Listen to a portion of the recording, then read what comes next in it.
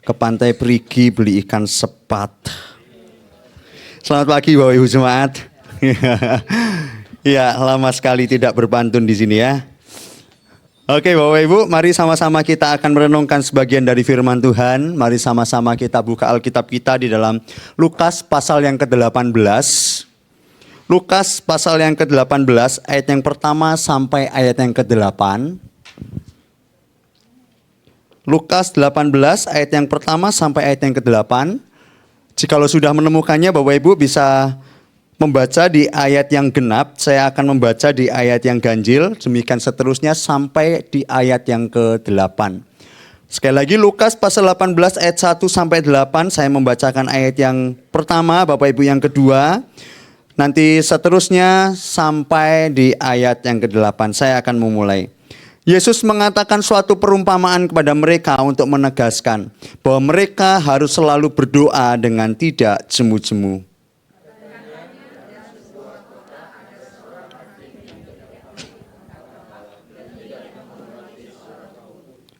Dan di kota itu ada seorang janda yang selalu datang pada hakim itu dan berkata, "Belalah hakku terhadap lawanku."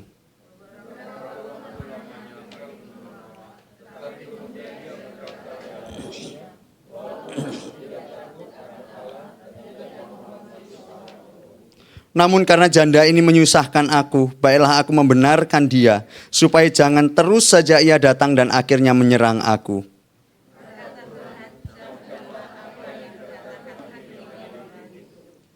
Tidakkah Allah akan membenarkan orang-orang pilihannya yang siang malam berseru kepadanya?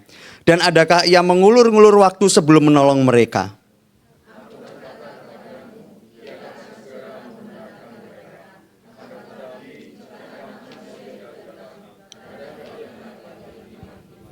Demikian pembacaan Alkitab kita. Yang berbahagia bukan hanya mereka yang membaca dan merenungkan firman, tetapi yang dimampukan untuk melakukan firman siang dan malam. Amin Bapak Ibu. Bapak Ibu, saya ingin mengawali khotbah ini dengan satu kalimat yang demikian. Mungkin kalimat ini membuat kita sering bertanya-tanya, sebenarnya apa maksud kalimat ini? Dan mungkin ada di antara Bapak Ibu yang tidak setuju. Tidak apa-apa, saya akan menjelaskan dan nanti Bapak Ibu pasti akan setuju dengan saya, begitu. Ya, kalimatnya adalah begini, mungkin bisa tolong di next. Ya, nggak bisa? Ya, kalimatnya adalah rajin berdoa itu belum tentu rohani. Tapi orang yang rohani pasti rajin berdoa. Siapa yang setuju Bapak Ibu dengan saya? Bapak Ibu pasti menemukan di Alkitab ada begitu banyak orang yang berdoa, betul ya? Misalkan nih, para ahli Taurat ya, ahli Taurat itu punya jadwal doa Bapak Ibu. Ahli Taurat itu jadwal doanya terstruktur. Kalau saya tidak salah, ada jam-jam tertentu. Sehingga pada waktu jam-jam tertentu, kalau ahli Taurat dan para orang Yahudi itu, bukan ahli Taurat aja, tapi orang Yahudi itu berjalan misalkan ada di satu pasar, jamnya sudah doa nih. Dia bisa loh berhenti di pinggir jalan, tiba-tiba dia berdoa dan berseru. Begitu. Nah, ada lagi beberapa orang yang punya jam-jam doa tertentu begitu. Ada begitu banyak orang-orang yang membuat jam-jam doa tertentu. Terkhusus kalau misalkan saya akan mengilustrasikan bagi para orang Yahudi pada waktu itu. Kurang apa Bapak Ibu bagi orang-orang Yahudi pada waktu itu? Terlebih bagi orang-orang Israel. Sebelum Yahudi orang Israel sudah ya, orang Israel. Mereka punya jam doa tertentu dan mereka lebih khusyuk begitu. Mereka punya bait Allah, setiap kali ke bait Allah mereka datang, bukan cuma datang tetapi mereka mendengarkan firman begitu. Mereka rajin sekali berdoa dalam tanda kutip. Tetapi pertanyaannya adalah dalam Yesaya pasal 1 Tuhan bilang, ketika aku melihat engkau berdoa, ketika aku melihat kamu mendengarkan, ketika aku melihat bahwa kamu ngomongin tentang firman tuh, tapi kok aku muak ya dengan apa yang kamu lakukan ya. Pernah dengar cerita itu? Yesaya pasal pertama ayat 10 sampai selanjutnya. Lalu kalau Bapak Ibu coba perhatikan Matius pasal yang keberapa sampai keberapa begitu. Mereka rajin berdoa nih ahli Taurat nih. Para orang-orang Yahudi nih rajin berdoa. Tapi kata Yesus di dalam Matius yang kalau saya tidak salah Matius pasal 20 ke atas. Mereka dibilang begini, kamu ini ya kayak kubur loh. Kubur itu dilabur putih, bagus sekali bagian luarnya. Tapi pada waktu digali banyak tulangnya. Dan dia bilang, kalian para murid jangan seperti para orang-orang tuh. Yang ngakunya percaya Tuhan tetapi kehidupannya gak percaya Tuhan tuh. Itulah sebabnya Bapak Ibu, saya ngomong bahwa rajin berdoa itu belum tentu rohani loh. Tapi orang yang rohani pasti rajin berdoa. Amin. Nah, pertanyaannya adalah bagi kita tergolong di mana nih? Rajin berdoanya atau yang rohaninya nih? Saya berharap GKK Pondok Chandra rohaninya dan pasti berdoa ya. Sampai gerejanya tetap bertahan, gereja bisa bertahan tuh karena topangan doa dari Bapak Ibu semuanya ya. Amin ya. Tapi Bapak Ibu, kita tidak bisa pungkiri bahwa setiap kita itu rajin berdoa. Berdoa itu satu hal. Rajin itu dua hal yang berbeda. Sekali lagi ya, berdoa itu satu hal. Tapi rajin berdoa, tidak jemu-jemu, itu hal yang berbeda. Orang bisa berdoa tapi nggak rajin. Contoh. Orang berdoa hanya pada waktu doa makan. Contoh anak saya saja, ya kan? Anak saya memang belum rajin berdoa. Dia berdoa pada waktu 1, makan. 2, mau tidur. Bisa dikatakan rajin? Bagi Bapak Ibu yang nggak pernah doa makan, ya bilang rajin ya kan? Bilang rajin. Tapi bagi kita yang bilang bahwa kita terlalu rajin berdoa, bagi kita ya biasalah, wong dia cuma doa makan kok. Betul? Nah, berdoa itu satu hal. Rajin, tidak jemu-jemu itu hal yang berbeda. Itulah sebabnya Bapak Ibu, ada begitu banyak orang, kenapa sih kok tidak rajin berdoa? Kenapa sih orang itu jemu untuk berdoa? Saya memberikan 3 Bapak Ibu, 3 alasan. Yang pertama adalah kemungkinan besar orang itu tidak mengerti arti doa. Asal doa tanpa makna. Dan kita pasti tahu tentang bagian ini, dan mungkin salah satu dari kita, mungkin saya sendiri, kadangkala saya itu asal doa, tapi kadangkala juga tanpa makna. Saya itu doa makan saya itu seringkali sama Bapak Ibu. Tuhan, terima kasih untuk berkat-Mu hari ini, tolong berkati menjadi kekuatan bagi kami. Amin. Sampai istri saya hafal kalau doa makan saya. Gitu. Kadangkala saya menyadari bahwa itu ya kadangkala ya asal doa begitu. Sehingga kadangkala saya berpikir ngapain ya berdoa ya. Yang pertama. Yang kedua Bapak Ibu, mungkin bagi kita bosan berdoa adalah kita tidak melihat hasil.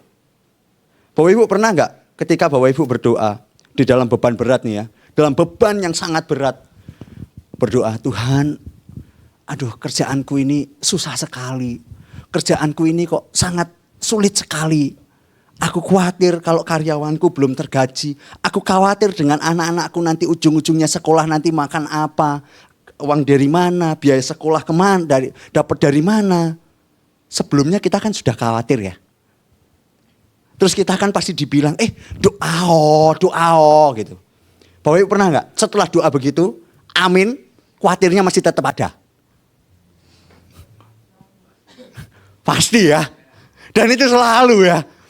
Kadangkala saya juga demikian loh Bapak Ibu. Tuhan, aduh kebutuhannya ini. Tolong Tuhan berkati saya. Saya percaya Tuhan pasti tolong saya. Berapi-api gitu kan. Saya percaya Tuhan pencipta segala sesuatu. Amin. Setelah amin masih khawatir gak? Masih khawatir Bapak Ibu. Masih khawatir. Dan kadang-kala bagian-bagian itulah yang membuat kita ngapain sih berdoa sih? Karena kita lihatnya adalah hasil. Dan kita pasti bilang bahwa doa, ketika kita doa itu seperti mantra. Kalau misalkan kita berdoa itu kayak membalikan keadaan gitu. Contoh. Bapak Ibu misalkan sakit, minta doa apa? Sembuh, betul gak? Pembalikan keadaan kan? Kalau lapar, doanya apa? Makan, kenyang kan?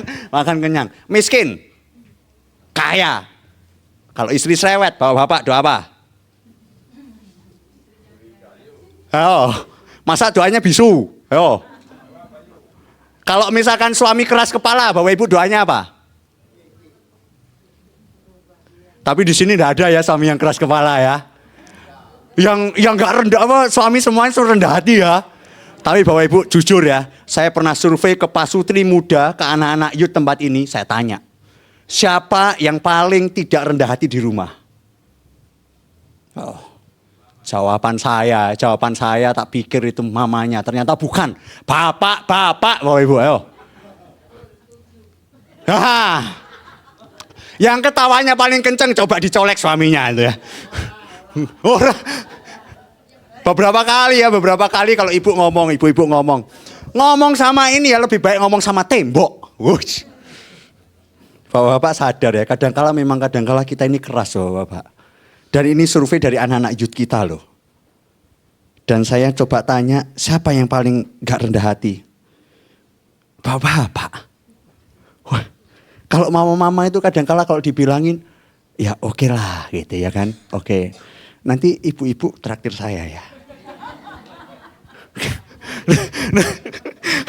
Tapi memang benar, saya pernah tanya bagian ini. Saya pernah tanya bagian ini. Kalau ibu-ibu, kalau misalkan diengkeli dikit, dia mendem. Tapi kalau bapak-bapak diengkeli, ceritanya, nanti tolong gantiin lampu saya. Tolong ya ininya. Sampai lali Bapak Ibu 2-3 hari, tetap aja. Sudah dilakuin? Belum. Siapa pelakunya? Saya. Tapi Bapak Ibu, kadang-kala kan kita berdoa ya, balik lagi. Kadang-kala kita berdoa kan membalikan makna, bener ya? Bener. Kalau misalkan kita berdoa sakit, kita pengennya sembuh. Kita berdoa kita miskin, pengennya kaya. Kita berdoa kita enggak bisa kerja tugas, kita pengennya kita pintar supaya kita bisa kerja tugas. Kalau kita berdoa kerjaan lagi mampet, kita pengennya apa? Kerjanya supaya lancar. Pembalikan keadaan semuanya. Tapi pertanyaan adalah ketika pembalikan keadaan hasilnya itu tidak cepat diberikan, gimana respon kita? Apakah kita tetap berdoa? Atau kita malah justru cari jalan lain? Dan mungkin banyakkan dari kita adalah kecewa dan kita bilang, kayaknya Tuhan gak ada dah. Yang ketiga, Bapak Ibu, kenapa kita jemu berdoa? Salah satunya adalah tidak sabar menanti jawaban doa. Bapak Ibu, budaya instan akhir-akhir ini mendorong kita untuk kita itu pengen cepat. Termasuk jawaban doa daripada Tuhan kita itu pengen cepat. Bapak Ibu, kalau misalkan kita kan pasti bisa ilustrasikan ya. Instan itu kalau di telinga Bapak Ibu satu kata yang terbersit apa?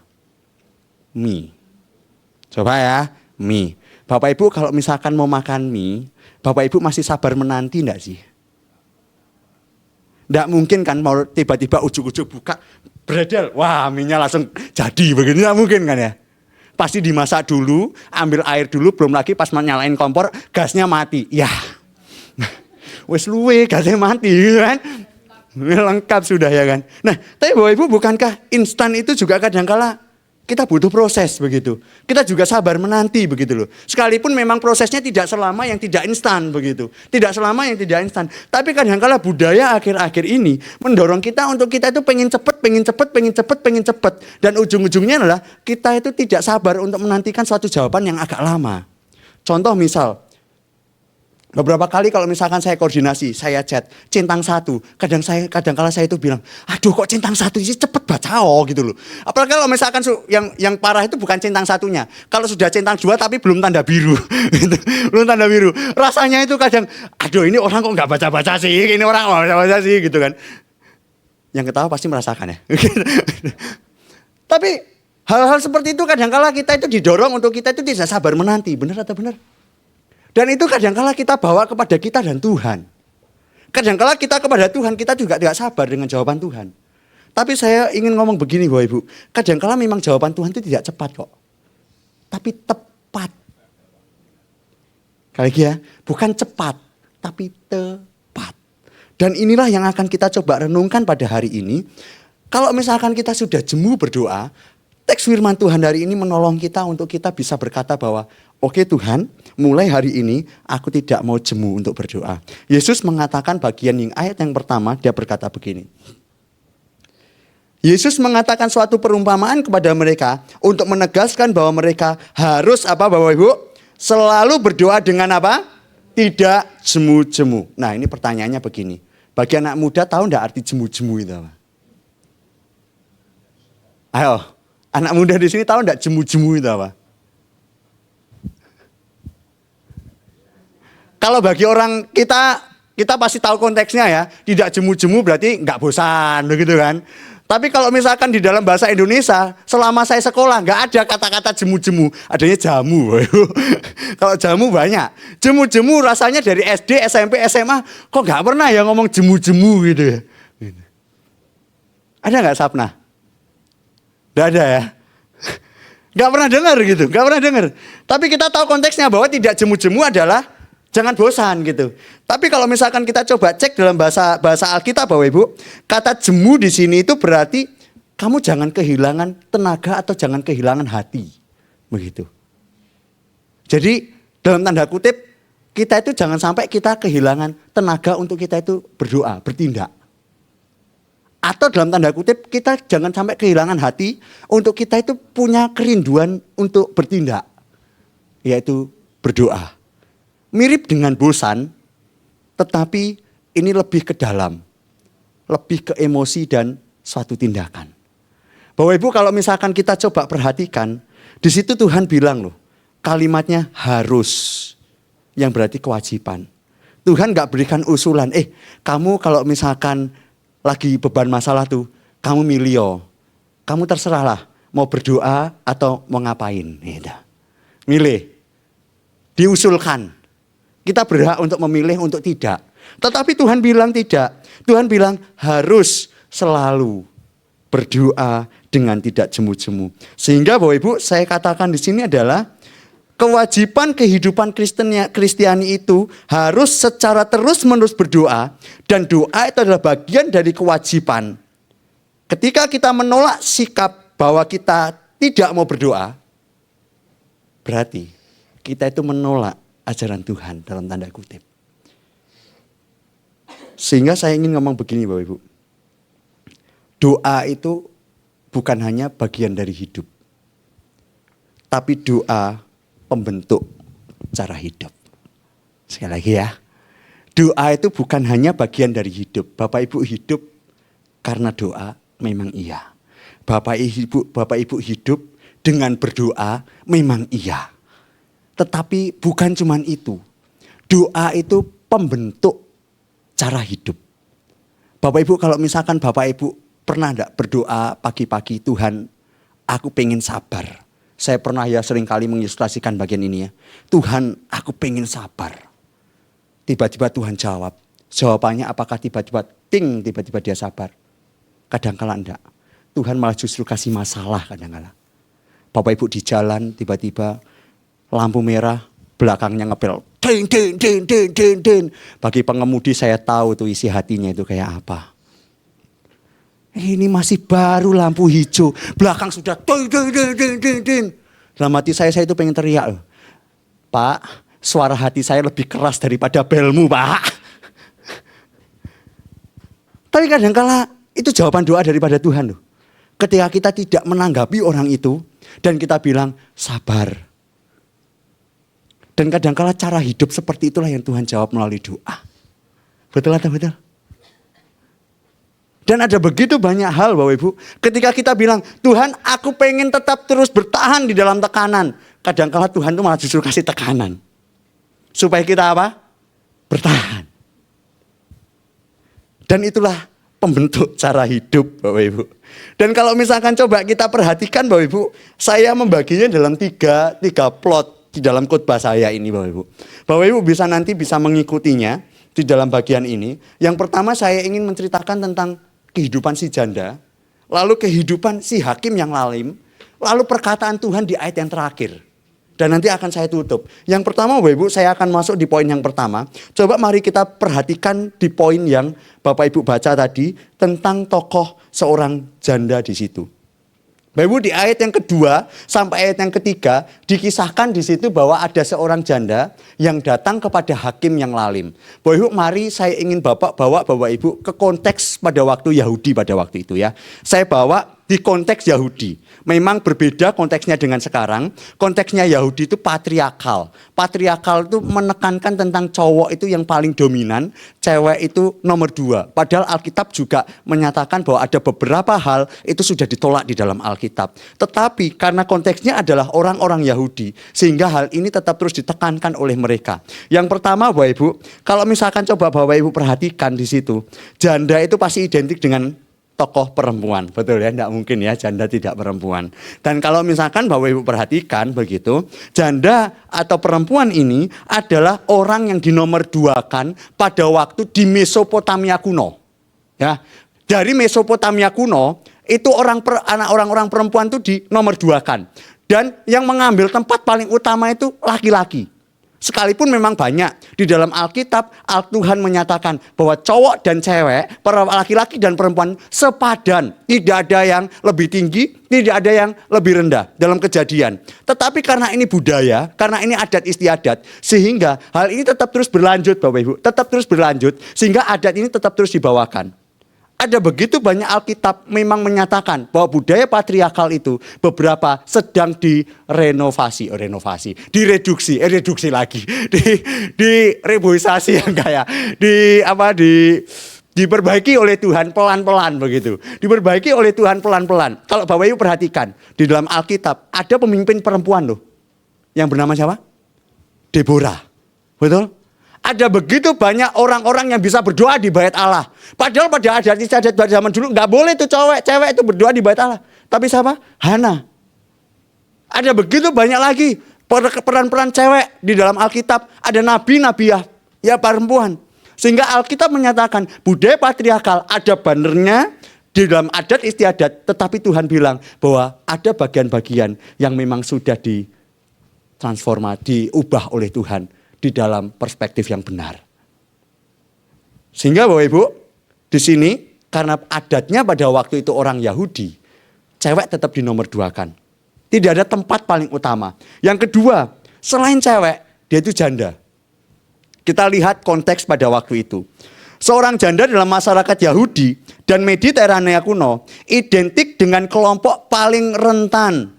Dia tanpa suami, ia tidak punya perlindungan hukum, tidak punya posisi ekonomi yang stabil, sering kehilangan hak milik, dan bisa jadi korban penindasan. Bapak Ibu coba cek di dalam PL, ada begitu banyak orang yang dalam tanda kutip yang sudah janda. Tuhan bilang, orang janda ini tergolong dalam orang yang lemah. Sekarang pertanyaannya, kalau Tuhan tidak mereduksi, tidak merubah adat istiadat pada waktu itu, seorang perempuan terus janda ditolong sama Tuhan enggak kira-kira? Kalau tidak direvisi, pasti Tuhan bilang, "Oh, dia nomor 2 kok, ngapain aku tolong?" Tapi karena Tuhan bilang bahwa cowok dan cewek ini sepadan, itulah sebabnya Tuhan bilang, "Ini perlu ditolong." Karena baik cowok maupun cewek itu sama. Cuman memang fungsinya berbeda. Itulah sebabnya Bapak Ibu, selain perempuan, selain janda, yang ketiga adalah dia miskin. Ya, miskin. Gambaran situasi hukum pada waktu itu kalau Bapak Ibu coba cek, janda ini tidak punya uang atau koneksi untuk melawan di pengadilan.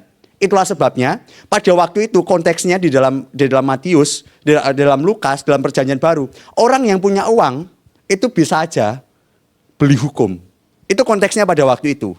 Ya sama ya kayak di negara Konoha ya. Konoha. Jadi kalau orang punya uang, dia itu punya koneksi. Dia bisa aja, dia bilang, "Oh, aku punya uang, aku pengen beli tuh supaya aku bisa lolos." Dan itu sering terjadi. Dan kalau misalkan Bapak Ibu coba cek dan perhatikan dalam ayat Alkitab ini, Bapak Ibu, di situ apakah dia punya uang dan dia bilang, "Hakim, aku punya uang segini, kira-kira apa yang bisa aku lakukan dan apa yang kebebasan yang aku dapatkan?" Tidak ada tuh ditulis, ya kan? Tidak ada ditulis. Tapi karena dia tidak punya uang, apa yang dilakukan? Dia tekun untuk datang.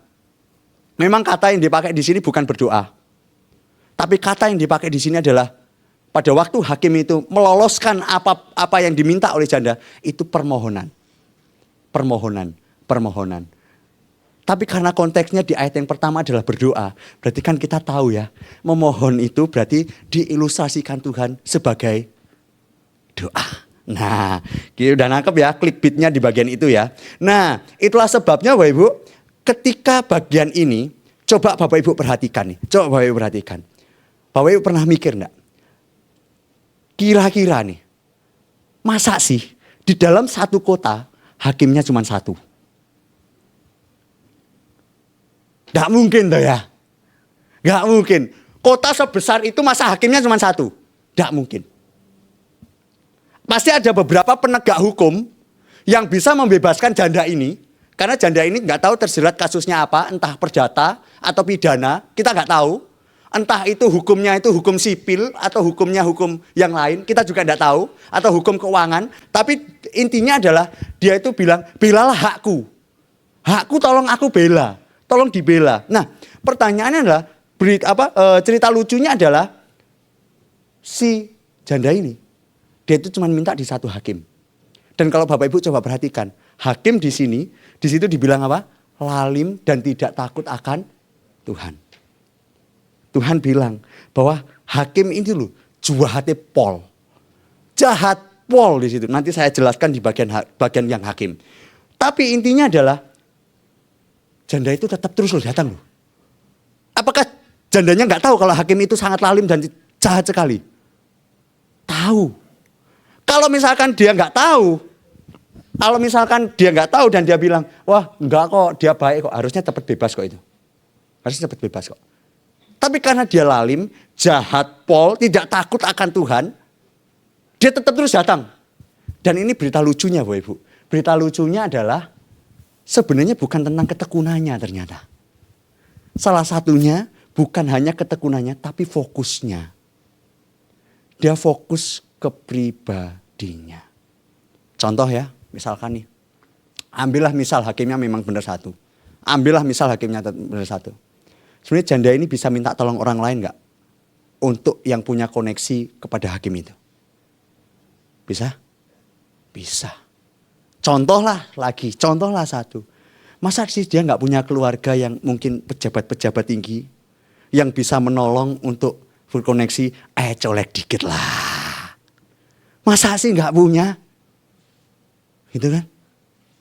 Ya kemungkinan besar ya pasti bisa lah. Tapi apa yang dilakukan janda? Enggak loh. Dia tetap terus fokus ke pribadinya. Dia tetap terus fokus kepada hakim itu. Sehingga saya bilang begini Bapak Ibu, fokus pada pribadinya. Karena kenapa? Karena fokusnya bukan pada kenyamanan. Mungkin dia bisa minta tolong orang supaya orang itu bilang kepada hakimnya, tolong dong bebasin dia. Dia sudah lama loh mendapatkan bagian-bagian itu. Dia sudah berhak untuk mendapatkan kebebasan. Bisa dia minta tolong seperti itu. Tapi dia tidak melakukan hal itu. Tapi fokusnya adalah kepada siapa yang bisa memutuskan. Dia bisa aja minta tolong pada orang. Tapi dia tetap fokus kepada siapa yang bisa memutuskan. Memang pada waktu itu yang bisa memutuskan hak karena pelanggaran adalah hanyalah seorang hakim. Sehingga dia tahu kalau aku minta tolong orang pun, orang itu pun juga bilang ke hakim, daripada aku minta tolong orang, lebih baik aku langsung datang ke hakim. Sekalipun dia lalim, tetapi aku tetap terus datang kepada hakim. Bapak Ibu, ini suatu hal yang unik. Kita memang tidak diberitahu berapa tahun itu janda itu menderita seperti ini. Tapi kalau misalkan kita coba perhatikan di dalam konteks yang hakim bilang, dia terus menerus datang kepadaku, terus menerus datang kepadaku, terus menerus datang padaku. Apakah sehari 2 hari? Tidak mungkin. Pasti sudah lama sekali. Tapi sang janda tetap terus bilang, aku tetap mau datang kepada orang yang bisa memutuskan. Bapak Ibu, pada abad yang keempat, ada salah seorang bernama Monica. Ini seorang yang cukup lumayan cantik di abad keempat. Pada abad ke-21 yang sangat cantik hanya istri saya. Ya. Monica. Dan Wika di abad ke-21. Bapak Ibu, Monica ini punya pergumulan yang sangat besar. Karena dia punya seorang suami yang bernama Patricius. Dan seorang yang bernama Agus. Pada waktu itu ternyata ada namanya Agus ya. Tapi Agustinus di sini ya, Agustinus. Dan kalau misalkan kita perhatikan, Monica ini dia itu bergumul sangat berat selama 30 tahun. Selama 30 tahun dia menikah dengan Patricius. Patricius itu seorang yang sangat pemabuk. Dia memang pejabat pada waktu itu, dia menjabat beberapa hal yang di dalam pemerintahan dan dia melakukan berbagai hal, tetapi dia itu pemabuk, temperamennya keras, tidak setia dan seringkali si Patricius itu menyakiti hati Monica. Yang lebih sakit lagi bukan cuma suaminya, tapi anaknya yang bernama Agustinus. Anaknya yang bernama Agustinus, dia itu bukan cuma nggak seperti papanya, memang tidak seperti papanya. Tapi dia itu lebih parah. Dia itu terjerat di dalam narkotika. Selain terjerat dalam narkotika, dia itu terjerat di dalam kehidupan yang amoral, seks bebas. Sehingga kehidupannya itu penuh dengan kegelapan. Dia punya anak Agustinus, punya istri namanya Patricius. Selama 30 tahun Bapak Ibu bayangkan. Selama 30 tahun si Monica ini terus berdoa kepada Patricius dan Agustinus. 30 tahun dia berdoa. Dari tahun ke tahun dia berdoa, dari tahun ke tahun dia terus berdoa. Tapi pada akhirnya, dan puji Tuhannya Bapak Ibu, Patricius suaminya sebelum dia meninggal, dia terima Tuhan. Dan di dalam kehidupannya di tengah-tengah itu, Agustinus itu juga terima Tuhan. Berapa tahun? 30 tahun. 30 tahun. Untuk mendoakan supaya bertobat. Dan kita tahu Agustinus adalah seorang bapak gereja yang menolong kita kadangkala. Seringkali saya kutip di dalam kutipan khotbah saya. Dia menolong kita, ajarannya tetap murni di dalam Tuhan. Dari siapa? Dari orang yang narkotika, seks bebas dan yang lain-lain. Sehingga Agustinus itu pernah bilang begini di dalam bukunya ya. Dia bilang, engkau ya Tuhan mendengar tangisan ibuku yang berlinang air mata di mana-mana. Ia tidak berhenti menangis untuk aku supaya aku tidak binasa. Tapi berapa lama Ibu? 30 tahun. Bayangin Ibu. Saya kadangkala berdoa 2 minggu Tuhan tidak jawab, wes nggak usah saya doakan. Benar Bapak Ibu. Ini 30 tahun bayangin. Siapa yang kuat berdoa 30 tahun ya? Dan salah satu tokoh bernama John Piper dia bilang, menulis tentang Monica dia bilang begini. Semoga ini bisa memberkati kita ya. Doa Monica adalah bukti bahwa ketekunan dalam doa bukan hanya mungkin. Tetapi perlu. Bukan hanya mungkin, tapi perlu. Karena melalui doa itu Allah menyiapkan hati Agustinus untuk diobatkan. Dan hati Monica untuk percaya.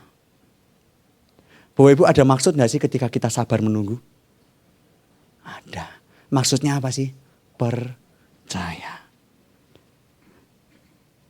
Bapak Ibu, Monica adalah janda dalam perumpamaan yang hidup dalam dunia nyata. Saya tidak tahu mungkin di antara Bapak Ibu juga ada yang merasakan yang demikian. Berapa puluh tahun berdoa tapi Tuhan tidak jawab. Ternyata Tuhan jawab sesuai dengan waktu yang tepat. Dengan doa yang sama. Dengan doa yang sama. Saya tidak tahu. Dan Bapak Ibu biarlah itu boleh menjadi salah satu kesaksian bagi kita. Bahwa ada di antara kita. Seperti janda yang ada di dalam kitab Lukas. Kita pun juga tetap terus tekun di dalam doa. Yang kedua Bapak Ibu tentang hakim yang lalim. Bapak Ibu kalau misalkan coba perhatikan tentang hakim yang lalim. Hakim yang lalim ini tidak takut akan Allah. Tidak peduli manusia. Dia merupakan simbol korupsi, egoisme, ketidakadilan sistemik. Orang yang menutup telinga terhadap tangisan. Nah kalau misalkan coba kita perhatikan dan Bapak Ibu coba perhatikan di dalam tulisan Bapak Ibu. Di situ kan kisahnya begini. Janda itu terus menerus meminta. Terus karena hakim itu terganggu, ya wes lah aku kasih. Begitu. Jangan sampai salah Bapak Ibu ya. Tuhan kita tidak seperti itu loh. Tapi gimana ayat Alkitab ditulis begini. Ternyata Alkitab di sini tuh ingin menjelaskan begini. Ada kontras. Kalau hakim yang lalim saja membenarkan orang, terlebih Allah yang kasih dan adil pasti akan membenarkan orang-orang pilihannya. Jadi ini bukan berbicara tentang cara kerja Tuhan tuh kayak hakim. Enggak, bukan kayak gitu. Cara kerja Tuhan tuh gangguin terus saya, gangguin terus. Nanti kalau misalkan Tuhan keganggu, pasti ke ujuk-ujuk, ya wes lah karena kamu ganggu aku tak kasih ya. Hakim kan gitu kan ya. Kalau misalkan di kisah kita. Tapi Tuhan enggak gitu. Ini suatu kontras bahwa hakim yang lalim seperti itu, tapi Tuhan tidak seperti itu. Kenapa Tuhan memakai ini? Karena pada waktu itu, pada masa itu ini adalah suatu konteks zaman dulu itu memang sudah umum. Kalau zaman sekarang, kalau zaman bukan sekarang ya, 80 90-an, teks yang umum itu pantun. Sekarang memang pantun cukup lumayan terkenal gitu. Tetapi sering ditinggalkan. Hanya saya sama Pak Kasro kadang berpantun. Umur kita sama. Pak Kasro yang lebih muda, bukan saya yang lebih tua. Pak Kasro lebih muda. Tapi pada zaman dulu, umumnya memang kayak gini. Jadi untuk menjelaskan sesuatu yang lebih besar, dia itu ingin menjelaskan dari yang kecil aja seperti ini. Terlebih yang besar, pasti yang akan seperti itu. Sehingga Bapak Ibu, Lukas 18 bukan hanya mengatakan Allah seperti hakim yang ambil keputusan karena dipaksa. Yesus menegaskan Allah itu adil dan perhatian. Lebih dari hakim manapun, doa tidak memaksa Allah demi mengubah rencananya. Tetapi doa adalah metode yang Allah berikan supaya umatnya dilatih menjadi orang yang percaya, bergantung dan bertekun. Sekarang coba kita balik di dalam ayat yang pertama. Bapak Ibu, kalau misalkan kita coba perhatikan di ayat yang pertama, tidak jemu-jemu ini waktunya itu singkat atau lama. Kalau Tuhan bilang, tidak jemu-jemu, tidak bosan, jangan sampai lelah. Berarti waktunya itu jawabannya cepat atau lama? Lama. Amin. Jawaban Tuhan lama. Tepat ya. Tapi konteksnya adalah kita kan nggak tahu kapan waktunya ya. Kita bilang bahwa kalau misalkan tidak jemu-jemu berarti jawaban Tuhan. Kita nggak tahu waktunya. Entah itu lama, entah itu cepat. Tapi kalau misalkan kita sudah tahu bagian ini, berarti kita harusnya tidak bosan untuk berdoa. Karena kita tahu bahwa jawaban Tuhan pasti tepat sekalipun tidak cepat. Mulai hari ini kita sudah mendengar tuh komitmennya ya. Jangan sampai kita mendengar komitmennya bahwa waduh Tuhan lama, wes aku tak nggak ke gereja-gerejaan. Gitu ya kan. Nah Bapak Ibu, kalau misalkan konteksnya itu adalah lama, ternyata hal ini memang benar Bapak Ibu. Konteksnya adalah sesuai dengan waktu Tuhan. Memang pada waktu itu Tuhan ingin menjelaskan bagian ini. Bahwa konteksnya adalah sampai Tuhan datang yang kedua kali. Kapan Tuhan datang kedua kali? Belum tahu kapan. Belum tahu kapan. Dan kapan Tuhan datang? Apakah ada tanda-tandanya? Tanda-tandanya memang ada tanda-tandanya. Tapi waktunya belum tahu. Kapan itu? Sehingga Tuhan bilang, sampai pada waktu nanti, karena hal yang aku berikan kepada jemaatku, umat pilihanku, tidak selalu cepat. Tidak selalu cepat. Kadang kalau memang lama, aku pengen tahu nih, seberapa banyak yang masih tetap terus beriman kepadaku. Itu konteksnya Bapak Ibu. Dan kalau Bapak Ibu coba perhatikan di ayat 9, di situ kan Tuhan bilang kan, sampai nanti pada waktu kedatangan anak manusia itu datang, masih adakah orang yang beriman di bumi ini? Karena konteksnya kadang-kala Tuhan menjawab tidak cepat, Tuhan ingin bilang, karena ini tidak cepat, yuk kamu berdoa dengan tidak jemu-jemu. Apakah umat pilihanku masih tetap berdoa atau tidak? Pertanyaan Yesus akan tetapi jika anak manusia itu datang, adakah ia mendapati iman di bumi? Yesus tidak sekedar memeriksa jumlah doa yang terucap. Ia menanyakan kualitas iman yang bertahan. Di tengah penundaan jawaban, apakah iman kita tetap terus bertahan? Charles Riley dia bilang begini. Allah seakan menjawab doa bukan karena Allah seakan lambat menjawab doa bukan karena ia enggan. Tapi karena ia ingin menguji iman kita, mengajari kita kesabaran, dan menunjukkan kemuliaannya pada waktu yang tepat. Kalau kita tetap terus instan, cepat, kapan kita sabar? Kalau kita pengen bertahan, tapi kalau tidak ada tekanan, sampai kapan kita tetap terus mau bertahan? Kalau kita pengen untuk berubah, tetapi kalau tidak ada penderitaan, sampai kapan kita tidak mau berubah? Saya senang dengan salah satu teolog, dia bilang begini. Kadangkala memang Tuhan sebelum memakai engkau menjadi orang yang besar, Tuhan mengubah engkau di dalam hatimu untuk menjadi besar. Sebelum engkau menjadi besar, Tuhan membentuk dari dalam dulu. Tuhan tidak mungkin memberikan sesuatu sampai kita itu belum siap untuk menerima dan meresponinya. Terakhir Bapak Ibu. Bapak Ibu tahu tentang bagian ini. Tentang doa Yesus. Dia pernah berdoa, Tuhan Yesus berdoa begini. Tuhan, ya Bapa, jikalau mungkin biarlah cawan ini berlalu daripadaku. Pertanyaannya, apakah doa itu dijawab oleh Tuhan?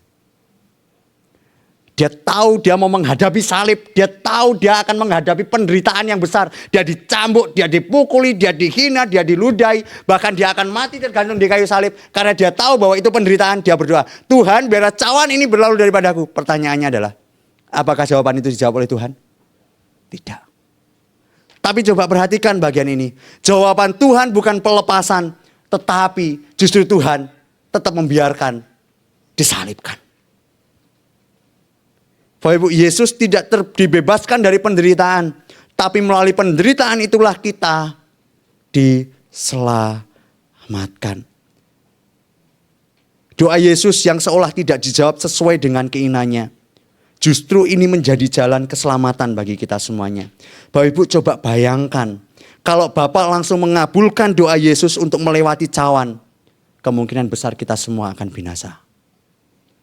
Tetapi karena Bapa menjawab dengan cara yang berbeda, justru disitulah kasih karunia dicurahkan. Dan hari ini Bapak Ibu, kita bisa mendapat penghiburan.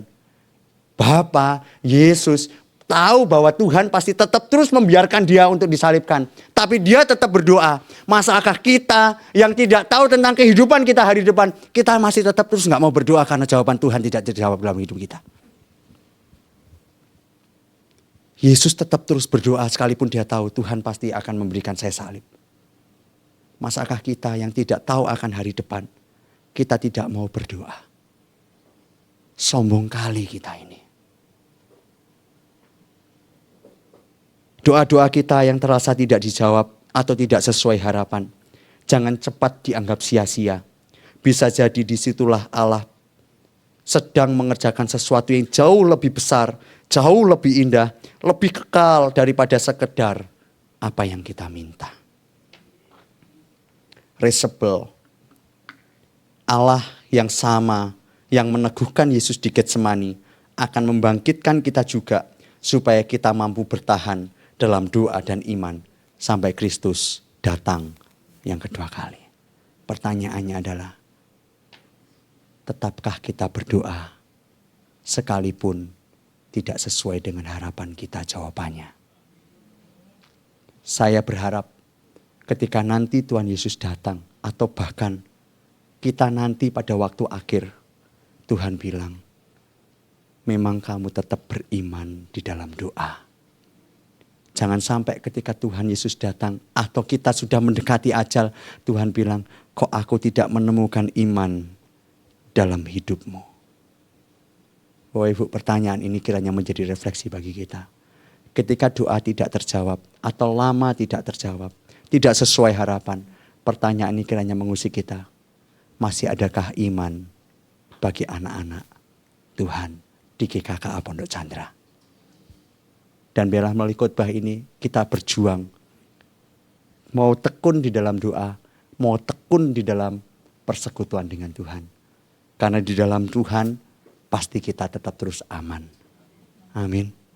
Dia Allah yang adil, Allah yang kasih, memberikan pada waktu yang tepat dan sesuai dengan jawaban yang daripada Dia. Kita tunduk kepala dan kita berdoa.